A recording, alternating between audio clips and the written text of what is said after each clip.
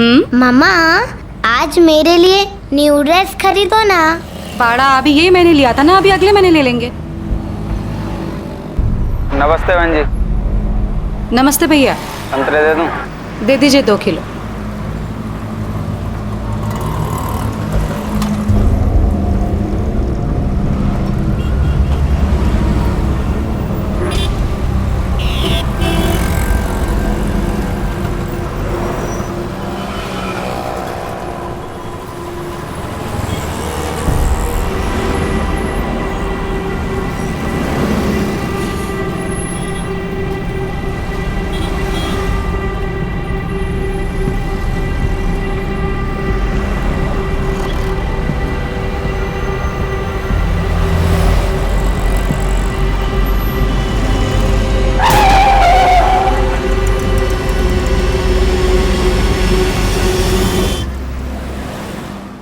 कहते हैं कि दुनिया में सबसे गहरा रिश्ता माँ और बेटी का होता है। वो माँ ही होती है जो बेटी के बोलने से पहले ही उसके मन की बात को महसूस कर लेती है। वो माँ ही होती है जो बेटी के जन्म से लेकर उसके उम्र के हर पड़ाव में ये कोशिश करती है कि उसकी बेटी सुरक्षित रहे, सुखी रहे।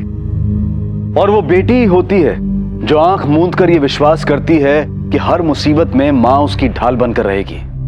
मगर यह भी सच है कि आज हमारी तेजी से बदलती सोच ने हमारी जिंदगी की सड़क को लालच और अविश्वास के ऐसे गड्ढों से भर दिया है कि जिन पर चलते हुए माँ बेटी जैसे पवित्र रिश्ते न केवल कटघरे में खड़े नजर आने लगे हैं बल्कि जानलेवा भी साबित हो रहे हैं।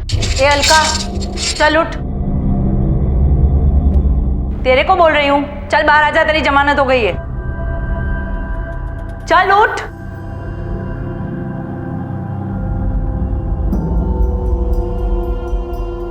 चल चल।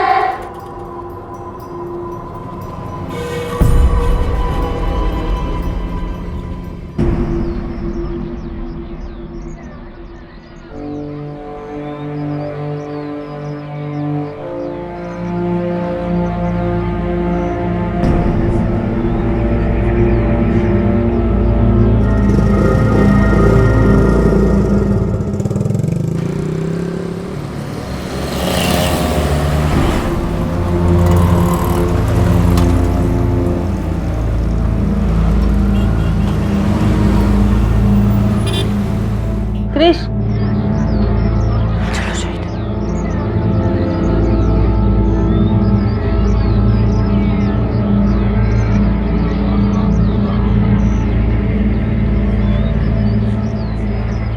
देखो, इतना सब कुछ होने के बाद आराम से घूम रही है उसके साथ।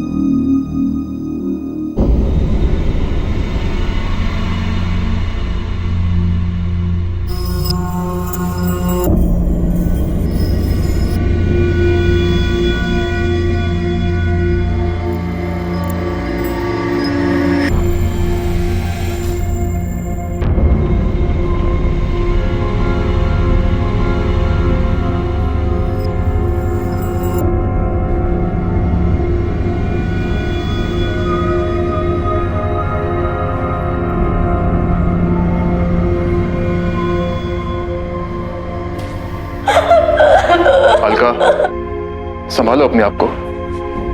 जो हो गया सो हो गया। यह समय है कि हमको अपनी लाइफ दोबारा शुरू करनी चाहिए। मैंने एक वकील से बात की है, उसने कहा है कि वो ये केस खत्म करवा देगा। महाराष्ट्र में मुंबई के पास पालम गांव में रहने वाली अलका के पति विमलेश की 1 साल पहले मौत हो चुकी थी और वो अपनी 6 साल की बेटी रितिका के साथ उसी घर में रह रही थी। लेकिन अब जो उसके साथ हो रहा था वो हैरान कर देने वाला था। उसने ऐसा क्या गुनाह कर दिया था कि हर कोई उससे नफरत कर रहा था? या फिर वो किसी साजिश की शिकार थी? या फिर जाने अनजाने में सच में उससे कोई अपराध हो गया था? वजह जो भी हो, लेकिन इतना तो साफ था कि एक मासूम बच्ची की मौत हुई थी और उसके बाद कई सवाल उठ खड़े हुए थे और सबसे बड़ा सवाल माँ बेटी के रिश्ते पर था। लेकिन जो सच था वो इन सवालों के पीछे सिसक रहा था। आखिर क्या था वो कड़वा सच?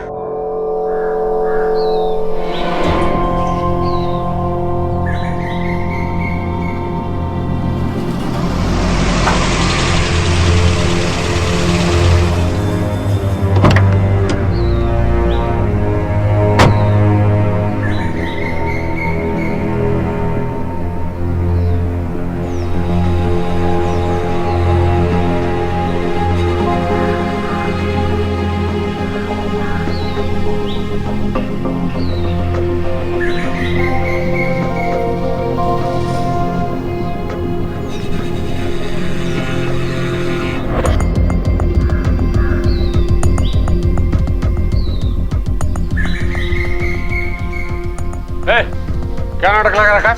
निकलो यहाँ से, निकलो। हटाओ इसको। मैंने कहा ना मैं यहाँ से कहीं नहीं जाऊंगी। हटाओ। पद से निकल जा वरना बहुत ठुकाई होगी तेरी। चल। अरे छोड़ से। कैसे नहीं जाएगी? नहीं जाऊंगी मैं यहाँ से। कैसे नहीं जाएगी? छोड़ दे।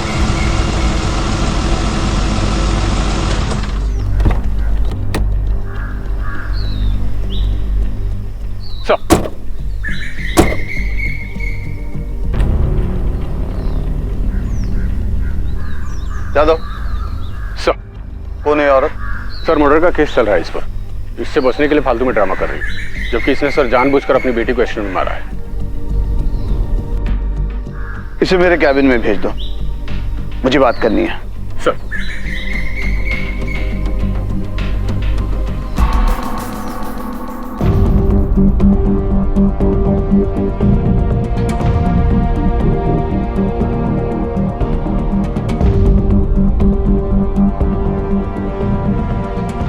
सर, सब इंस्पेक्टर जाधव ने मुझ पर हत्या का झूठा आरोप लगाया है।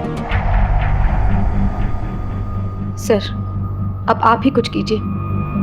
Shiv sir, you take charge of this case. मैं जादव से बोल दूंगा, he'll give you all the details. Yes sir. Sir, मेरे हस्बैंड की मौत के बाद मैं और मेरी बेटी अकेले रह गए थे। मम्मा, पापा कभी नहीं आएंगे ना?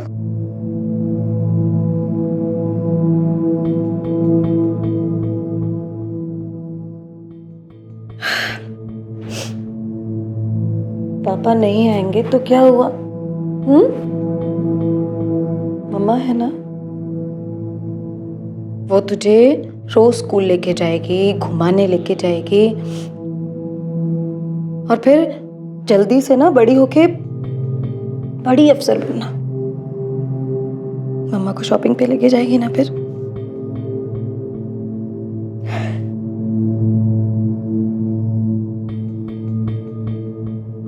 उसके बाद मैंने SKN कंपनी ज्वाइन कर ली ताकि खर्चा चलता रहे और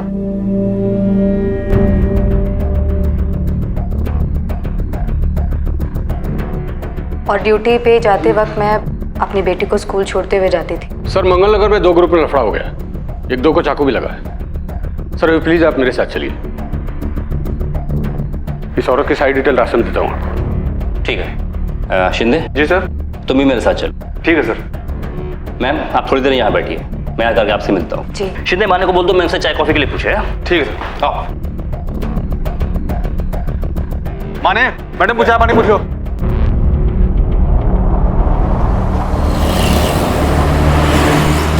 जाधव, एक बात बताओ, तुमने इस औरत के खिलाफ केस क्यों बनाया? सर क्योंकि इन्वेस्टिगेशन में ही मैं कंफर्म हो गया था कि जिस एक्सीडेंट में इसकी बच्ची की मौत हुई है वो इसने कैसे किया है।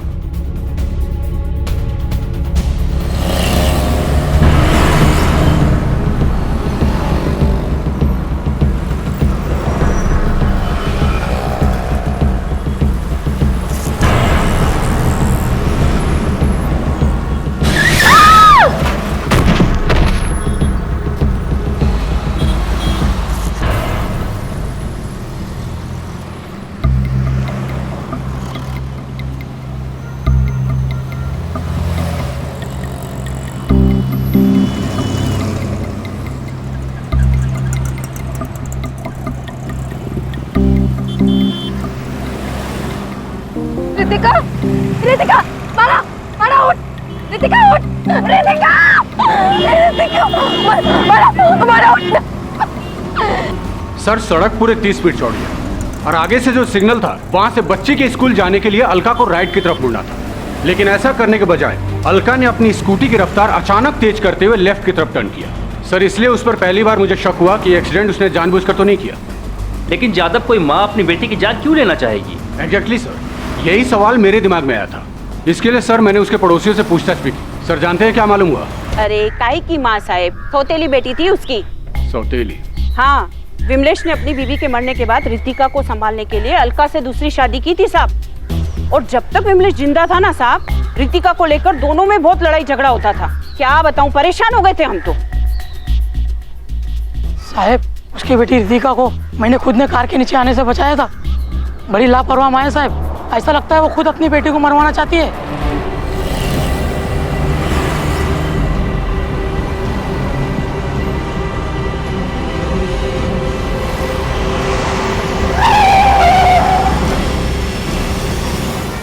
सर उसकी एक पड़ोसन बता रही थी कि 1 साल पहले उसकी पति की मौत हो गई थी। कुछ टाइम तक तो ये औरत ठीक रही, लेकिन कुछ महीने पहले से ऋषभ नाम का एक जवान लौंडा उसकी लाइफ में आ गया है। उसी के साथ चक्कर चल रहा है सर, काफी उठना बैठना है उसके साथ।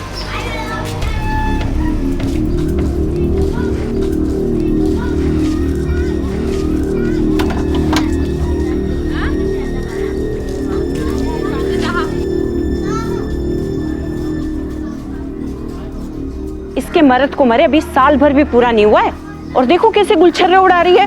आस पड़ोस का भी ख्याल नहीं है इसको। सर मेरे को तो पूरा शक है कि अपनी बॉयफ्रेंड की लाइन क्लियर करने के लिए इस लड़की ने ही अपनी सौतेली बेटी को रास्ते से हटाया।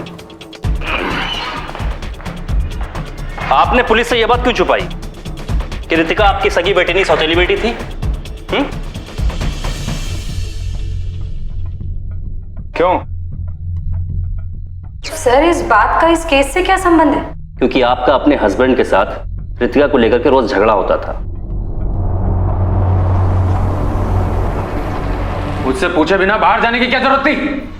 परमिशन ली तूने मुझसे? परमिशन ली? इकड़िया, इकड़िया, तेरे को बोला इधर आ तो इधर आने का। चली गई। मम्मी अहो, ये क्या करते तुम भी? शर्म नहीं आती है तुम्हें? ए अलका, चुप। तूने पैदा नहीं किया इसको, ये मेरी बेटी है। समझ में आई तेरे? चल।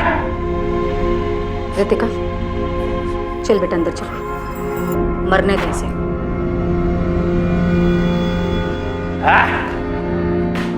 बांझ साली, मेरी बेटी पे अपना हक जमाती है। आपके हस्बैंड की मौत कैसे हुई? शराब पीने से उनका लीवर डैमेज हो गया, जिस वजह से उनकी डेथ हुई। और उसके बाद ऋषभ का आपके घर आना जाना बहुत हो गया, नहीं? हाँ, ऋषभ का आना जाना है मेरे घर पर। और फिर घर का दरवाजा तुरंत बंद कर लेते थे, क्यों? हाँ सही है, मैं ही बुलाती थी उसे। भाई है मेरा, राखी बांधी है मैंने उसे। रितिका, चल बेटा जल्दी से बुक निकाल, ऋषभ आ रहा है तुझे पढ़ाने। मम्मा मुझे नहीं पढ़ना है, मुझे उनके साथ घूमने जाना है। रितिका,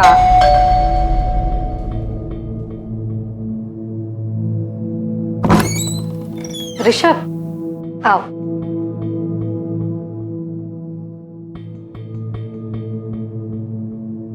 ऋषभ, अच्छा किया कि तुम आ। देखो रितिका बिल्कुल भी ध्यान नहीं दे रही पढ़ाई में। तुम रितिका की पढ़ाई की चिंता मुझ पर छोड़ दो। तुम मेरी बहन हो, तुमने मुझे राखी बांधी है। रितिका, चलो बुक खोलो।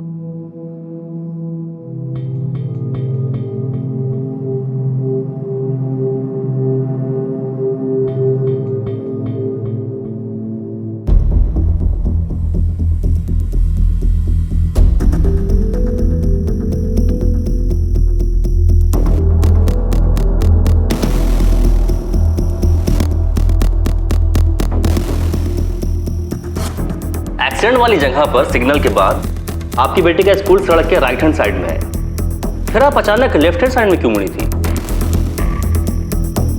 क्यों मैडम, याद नहीं आ रहा है या फिर सवाल समझ में नहीं आया?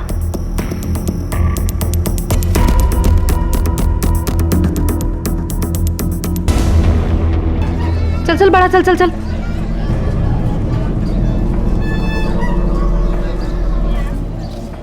चल होकर चल।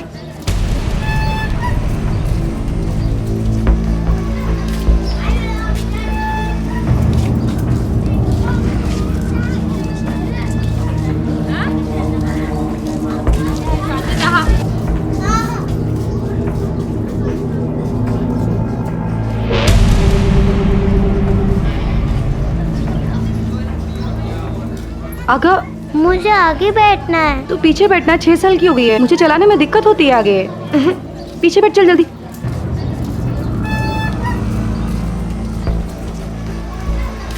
मम्मा मला फुगे पाहिजे। बड़ा उशीर होते। मम्मा फुगे ले दो ना। मम्मा प्लीज ओनली 3। ठीक है, ये लो। खुश?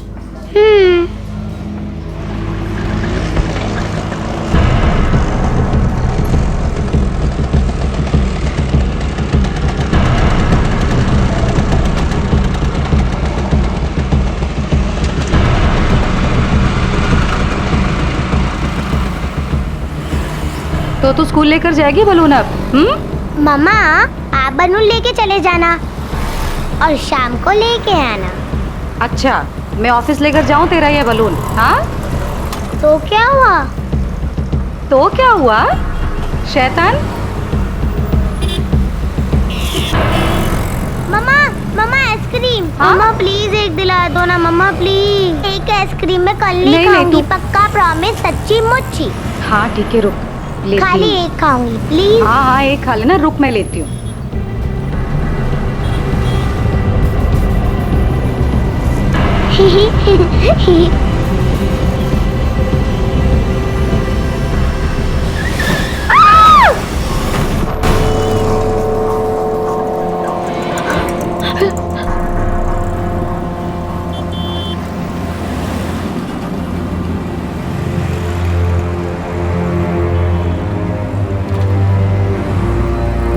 रितिका, रितिका, बड़ा बड़ा, रितिका उठना, रितिका।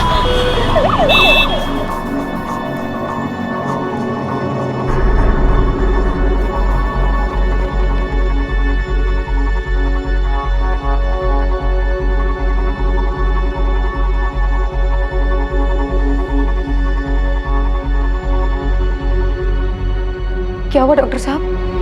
सी इज नो मोर। इनका पेपर तैयार कर देना। रितिका,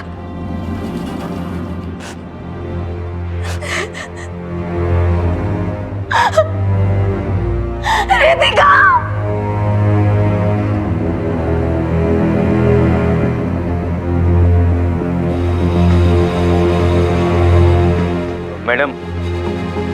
मैडम आपका भी मेडिकल टेस्ट करना पड़ेगा क्योंकि आपका जो केस है वो एक्सीडेंटल डेथ का केस है।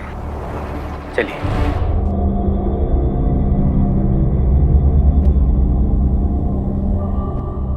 चलिए।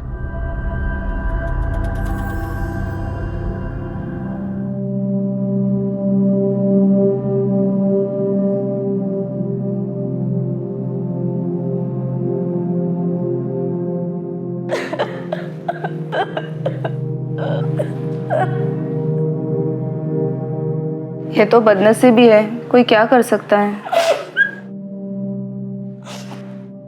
ये बदनसीबी नहीं है,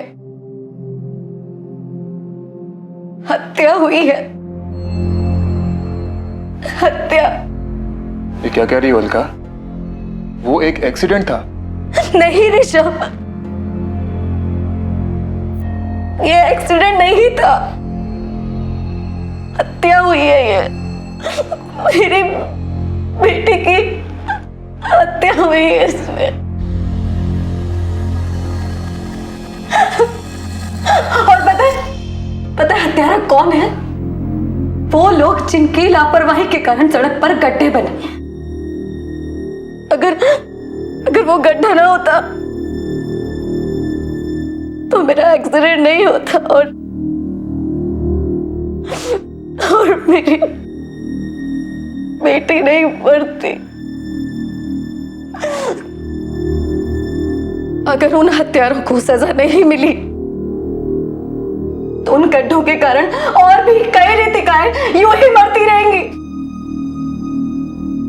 देखो मैडम, आपकी प्रॉब्लम समझता हूं मैं, लेकिन ये सिर्फ एक्सीडेंटल डेथ का केस बन रहा है, हत्या का नहीं। अभी क्या गड्ढे के खिलाफ एफआईआर लिखूं मैं?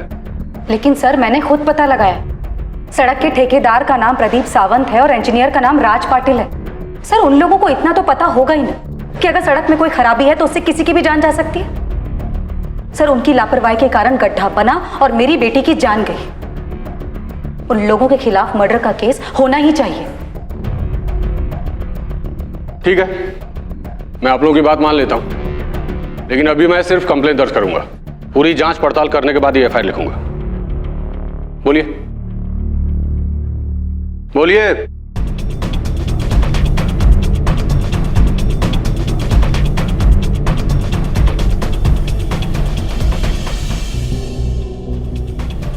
और उस दिन के बाद इस थाने के मैंने कई चक्कर काटे।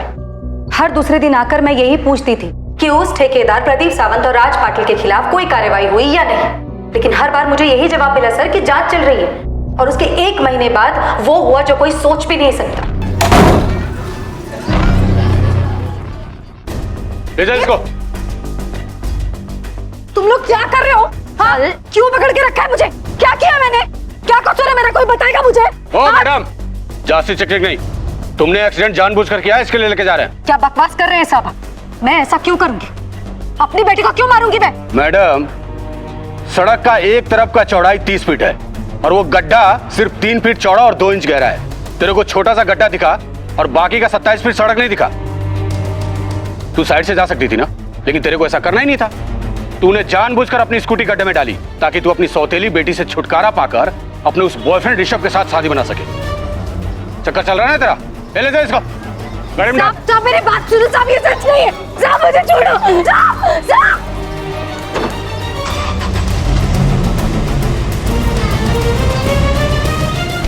अब मैं केवल इतना कहना चाहूंगी सर कि सड़क के ये गड्ढे रितिका जैसे कई लोगों की मौत का कारण बनते हैं और सड़क बनाने वाले उन ठेकेदारों और इंजीनियर्स को सजा मिलनी ही चाहिए। ठीक है, आप अभी घर जाइए, लेकिन जब तक मेरी जांच पूरी नहीं हो जाती आप यहीं रहिएगा। जी sir.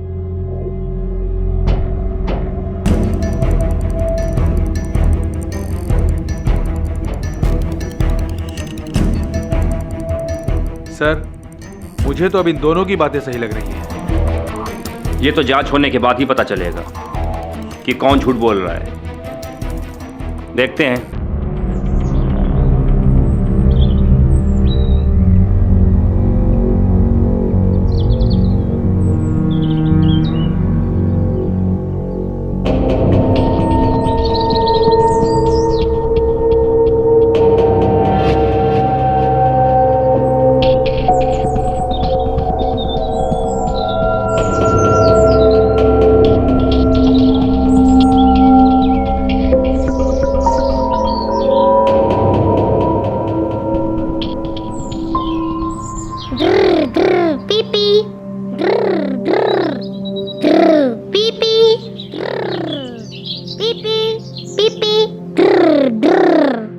Senior inspector Shiv Gaekwad एक बहुत ही मंझे हुए पुलिस ऑफिसर थे। उन्होंने पहले जांच कर रहे सब इंस्पेक्टर जाधव और अलका दोनों से बात की थी और वो अच्छी तरह से जानते थे कि सच और झूठ की पहचान तथ्यों को परखने के बाद होती है। लेकिन कई बार ऐसा भी होता है कि सच उससे बिल्कुल उल्टा होता है जैसा हम सोच रहे होते हैं। लेकिन साथ ही यह भी एक बहुत बड़ा सच है कि हमारे देश का कानून भावनाओं पर नहीं बल्कि परखे गए सबूतों पर यकीन करता है। इसलिए सीनियर इंस्पेक्टर गायकवाड़ को अब अपराधी के खिलाफ सबूत भी इकट्ठे करने थे और इसी बात को ध्यान में रखते हुए उन्होंने इस केस की दोबारा से जांच शुरू की।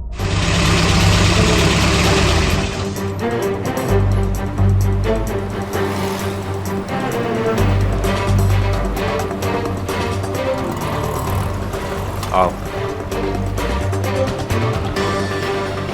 हाँ साहब, स्कूल जाते समय बच्ची यहाँ से आइसक्रीम खाई थी और वहाँ पर उनका एक्सीडेंट हुआ।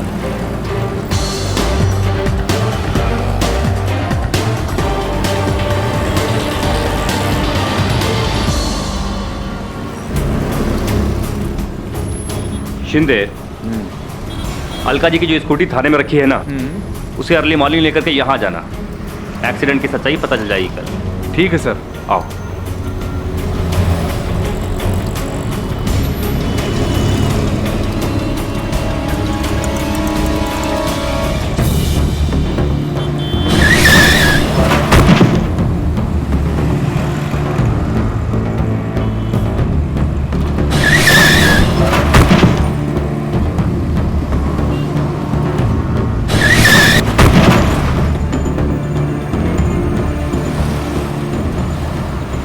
शिंदे जी सर, यहाँ से एक ज़मीन का टुकड़ा खोदकर लैब भेज देना, ताकि पता तो चले कि रोड बनाते समय कोई लापरवाही हुई है या नहीं। और हाँ, साथ में एक्सीडेंट के बाद अलका का मेडिकल टेस्ट कराने वाले उस कांस्टेबल से भी पूछताछ करो। ठीक है सर।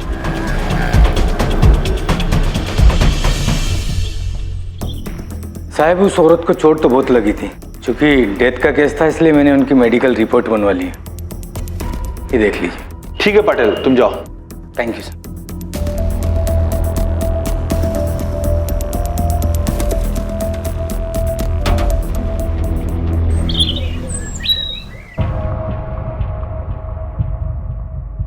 सर, जाधव की जांच में बहुत गड़बड़ी है। ये देखिए सर, जिस समय एक्सीडेंट हुआ था वो करीब दिन के 11 बजे का समय था। क्योंकि उस समय सड़क पर भीड़ बहुत ज्यादा रहती है, इसलिए किसी के लिए भी 40 की स्पीड से ज्यादा गाड़ी चला पाना संभव नहीं है। जबकि जाधव ने रिपोर्ट में लिखा है कि अलका जी 60 की स्पीड से गाड़ी चला रही थी। अगर अलका ने जानबूझकर ये एक्सीडेंट किया होता तो उसे वैसी चोटें नहीं लगती जैसे कि अचानक गिरने से लगती। और सर, अलका के मेडिकल रिपोर्ट की भी अनदेखी की गई है, जो ये साबित करता है कि एक्सीडेंट में अलका को भी बहुत ज्यादा चोटें आई थी। शिंदे, जाधव से कहो कि मुझे इस केस के बारे में दोबारा बात करनी है। जी सर।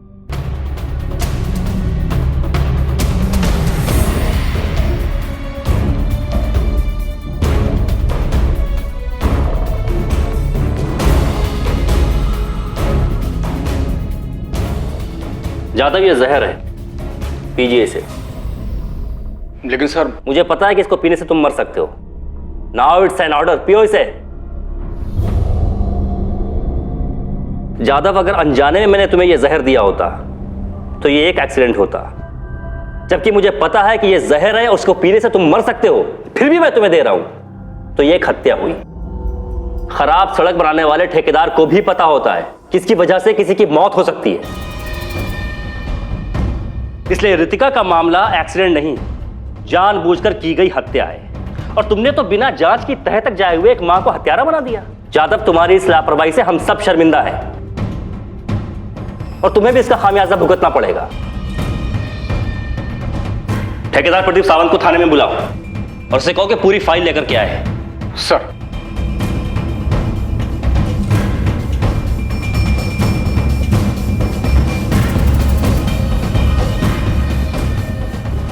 सर, पता चला कि इनका एक फ्लैट अंधेरी में भी है, 2 भाई खल्ला में भी हैं। हाँ साहब, बात तो बराबर है। कौन से ग्रेड के ठेकेदार हैं ये? बी ग्रेड के। आप 3 साल से बी ग्रेड के ठेकेदार हैं और सरकारी ठेके में आपको इतनी जल्दी इतना मुनाफा हो गया। सड़क बनाते समय आपने जो मटेरियल यूज किया है उसके बिल और सरकारी इंजीनियर से उसके अप्रूवल के पेपर सब इसमें है ना? हाँ साहब, सब इसमें है। लेकिन साहब, आप बोलो ना, करने का क्या है? आप जो बोलेंगे मैं वही करूंगा। अब जो करना है पुलिस करेगी। और हाँ, मुझसे पूछे बगैर शहर के बाहर मत जाइएगा। साहब,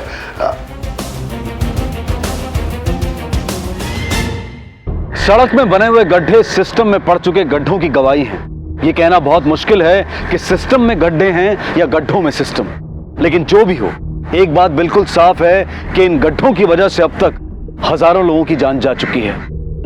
मिनिस्ट्री ऑफ रोड ट्रांसपोर्ट की एक रिपोर्ट के अनुसार हमारे देश में पिछले ही साल लगभग 4.5 लाख सड़क दुर्घटनाएं हुई और जिनमें तकरीबन 1,41,000 लोग मारे गए। और इनमें से 11,000 से ज्यादा दुर्घटनाएं सिर्फ सड़क पर बने गड्ढों की वजह से हुई, जिनमें 3,000 लोग मारे गए। और यह सब हमारी और आपकी बदकिस्मती नहीं है कि देश भर में हर दिन हर घंटे लगभग 16 लोग यानी कि तकरीबन हर चौथे मिनट में हमारे किसी अपने की हत्या कर दी जाती है। दोषी कौन है? सड़क पर बना हुआ गड्ढा, या सड़क बनाते समय लापरवाही बरतने वाले ठेकेदार, या जांच करने वाले सरकारी अधिकारी, या फिर खुद अलका, जिसे सड़क पर बने गड्ढे से बचकर चलना चाहिए था। वजह जो भी हो, लेकिन हर साल गड्ढों की वजह से होने वाली मौत की लिस्ट में 5 साल की मासूम रितिका का नाम भी जुड़ गया।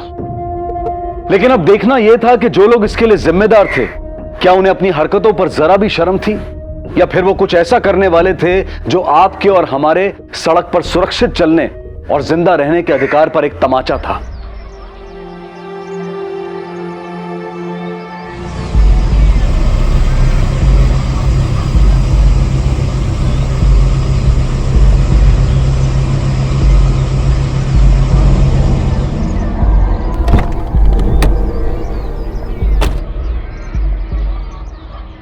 मैडम,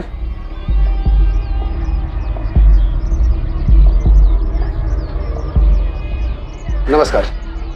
मैं ठेकेदार प्रदीप सावंत। बोलो। मैडम, मैं तुम्हारी बेटी को वापस तो नहीं ला सकता, बस तुम कुछ ले दे के मामला सेटल कर दो। तुम मेरी बेटी की मौत का सेटलमेंट करना चाहते हो ना? कितने पैसे दोगे? ऐसे मैडम मेरा तो कुछ बनता नहीं है, फिर भी मैं 2 लाख रुपए ले आया हूं। ठीक है।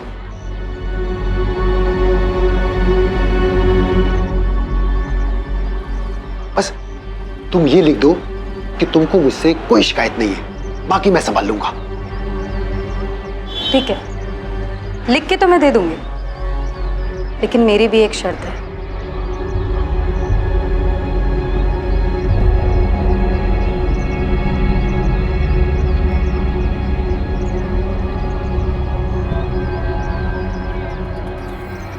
$2.5 लाख तो हो जाएंगे ना? बराबर ना? तो मैं ये सब तुमको दे देती हूँ, बस तुम मेरी बेटी के जान के बदले में ना अपने किसी बच्चे की जान ले लो, मामला सेटल हो जाएगा।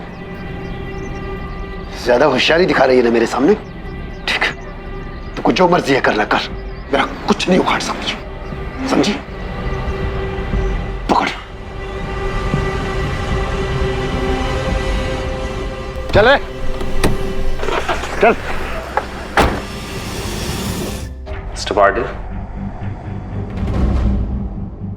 आपके रिपोर्ट के हिसाब से इस केस में जिस गड्ढे की बात हो रही है वो सड़क पर किसी भारी चीज के गिरने की वजह से ही बने हैं ना? हा? जी, मैंने खुद फाइल चेक की थी।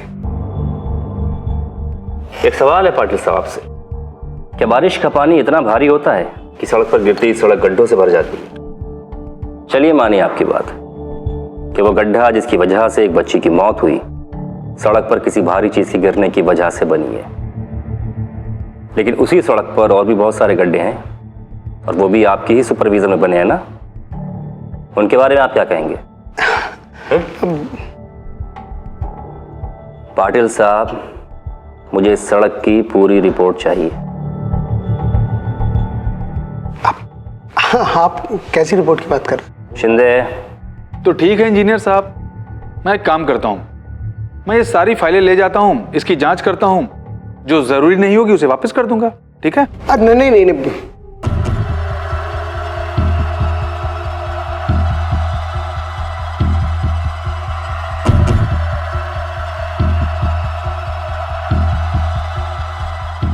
इसी में सारे पेपर्स हैं। Thank you. Thank you.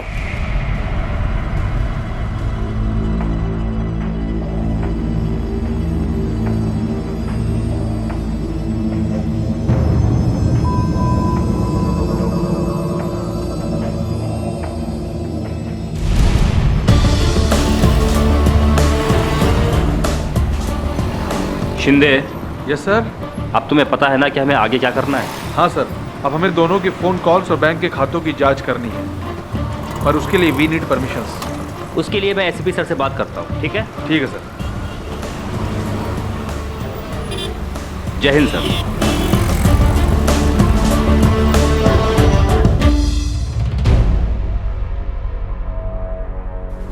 Sir सड़क का जो टुकड़ा हमने सैंपल के लिए लैब भेजा था उसकी रिपोर्ट आ गई है।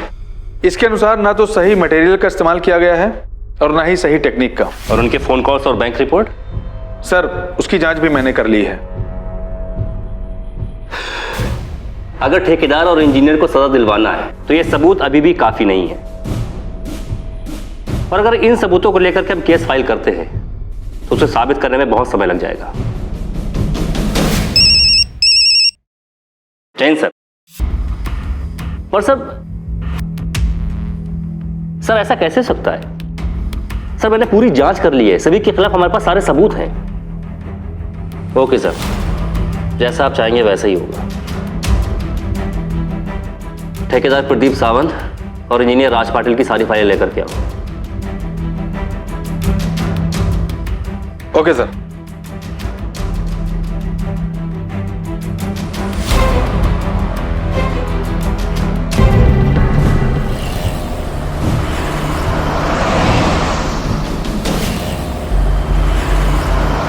सर इसमें लैब टेस्ट की रिपोर्ट से लेकर के मटेरियल सप्लायर, आप लोग के बैंक स्टेटमेंट्स, फोन कॉल्स सब रिकॉर्ड मौजूद है। लेकिन सर आप लोगों ने ऊपर से कॉल करा करके मेरी सारी मेहनत पर पानी फिरवा दिया। अरे साहिब, आपको आपकी मेहनत का पूरा फल मिलेगा।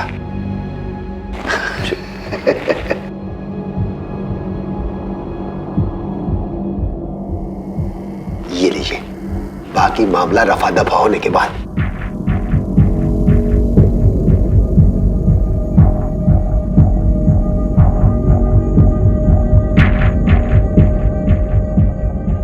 कहाँ तुम लोग, जल्दी करो ना, आओ ना।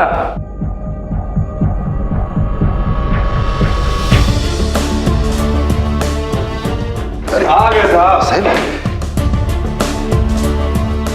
एंटी करप्शन डिपार्टमेंट से हैं सर।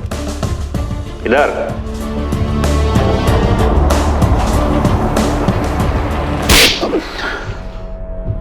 एसीपी कदम साहब के कहने से हमने ये सब किया ताकि तुम लोगों को रंगे हाथ पकड़ सके। लेके चलो इन्हें। चलो आ जाओ। आइए इंजीनियर साहब, आइए। आप अच्छा नहीं कर रहे हैं आप, लेकिन अच्छा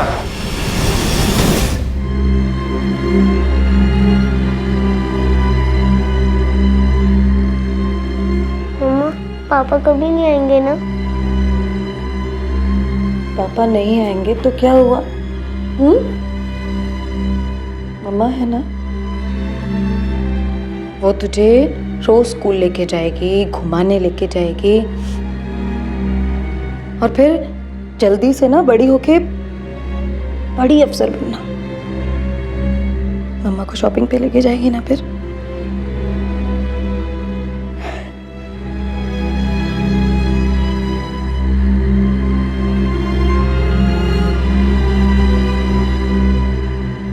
सारी जांच के बाद अलका पर लगे हुए सभी आरोपों को हटा दिया गया, मगर अलका के दिल पर लगे हुए जख्म अभी तक नहीं भरे हैं। वो आज भी हम सबसे सवाल करती है कि क्या मां और बेटी का रिश्ता सिर्फ बेटी को जन्म देने से ही जुड़ता है?